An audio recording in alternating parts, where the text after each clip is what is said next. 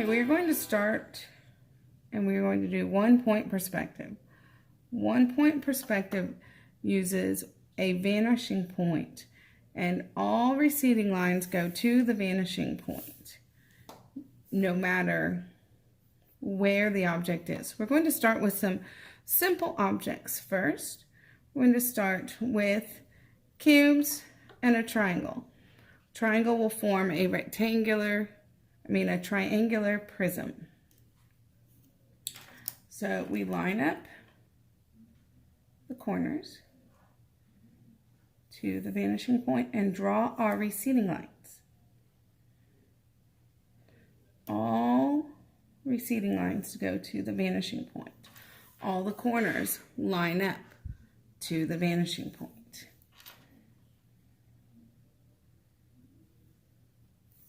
Now, you have to make sure that you line both the vanishing point and the corner to the receding line. Otherwise, it's going to not be right. A lot of times people will pay attention to the corner and they will draw a line, but it's not going to the vanishing point. So therefore, it is not in 1 point perspective.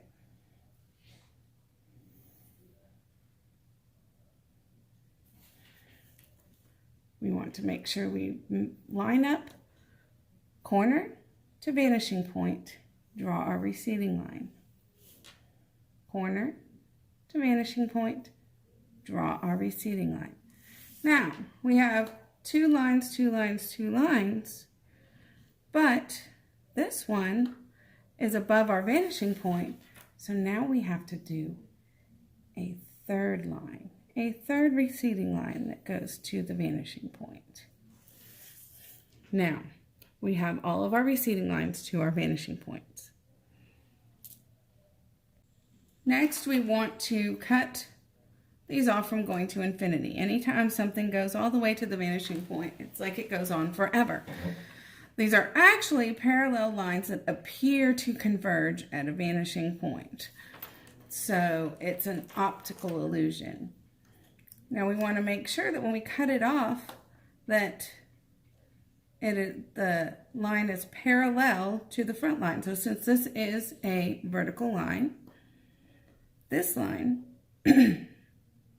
should be a vertical line. So now 2 vertical lines. So we don't want this to be a vertical line because if we look, this is a diagonal line. So I line it up to the front diagonal and cut it off diagonally. So this forms my triangular prism. If I wanted to make it a pyramid, then I would draw a line at a diagonal that went to this point, and then it would be a pyramid, and this line would be going to my vanishing point. It would recede to my vanishing point. Now this is where it gets a little tricky on this one, because here we don't just have 2 receding lines, we have 3. So you notice we want to cut it off. This is a vertical line, so between these 2 lines we want a vertical line. Make sure you don't continue and draw here. A lot of people will draw a vertical line there and they'll just cut it off between those and not notice that that is a horizontal line. So we want to cut it off parallel. We want to make sure that those 2 match. And I line it up with this line. So these 2 are parallel to the front lines. Now, we don't need these receding lines anymore, so I can erase them. Now, we're going to add some freeform and some different shapes, and we're going to see how those will work going in 1 point perspective. Now, once you understand the principles of one-point perspective, you can make anything in one-point perspective. Now, you've got a curve here. So we line up to the vanishing point, but we want to make sure that we line up to the very outside of our circle, and we draw a receding line. We do the same on this side. Outside, lightly draw a receding line. Now, this is a curve. Therefore, we have to cut it off from going to infinity using a curved line. We have to match the line in the front. So these two are parallel. And we have made a cylinder. We'll make another cylinder here. We line up the very outside to the vanishing point. Try not to come anywhere in here and draw your receding line, only on the outside. And again, cut it off from going to infinity. Now this one, a little bit more tricky. We start with the outside corner, outside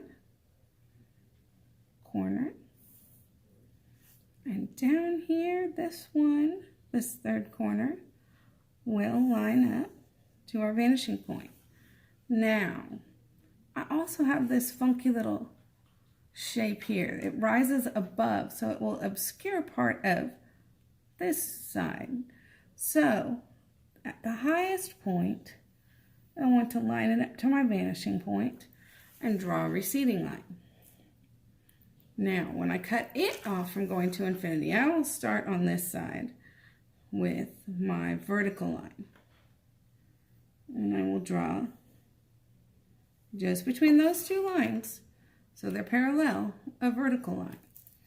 Now this is where I have to really try to match this. I start here, I match the curve of it.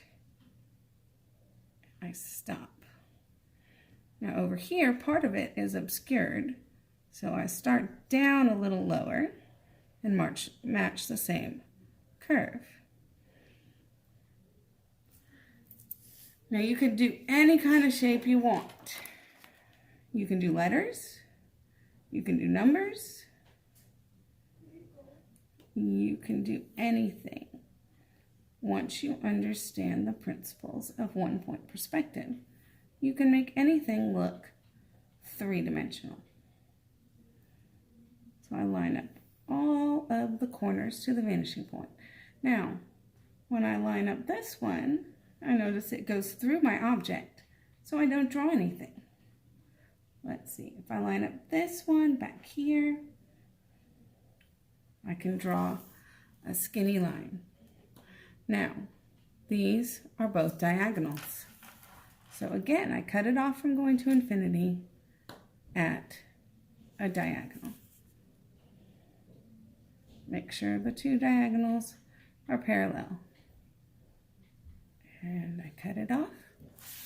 This one, we won't see it where it's cut off, so it just continues.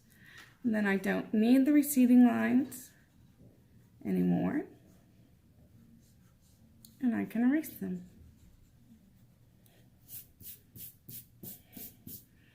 So this is how we do simple objects in one-point perspective. Next lesson, we are going to work on a cityscape in one-point perspective from a ground view and then a bird's eye view. And then we will move on to other things that we can do with one-point perspective, including crazy upside-down worlds and rooms.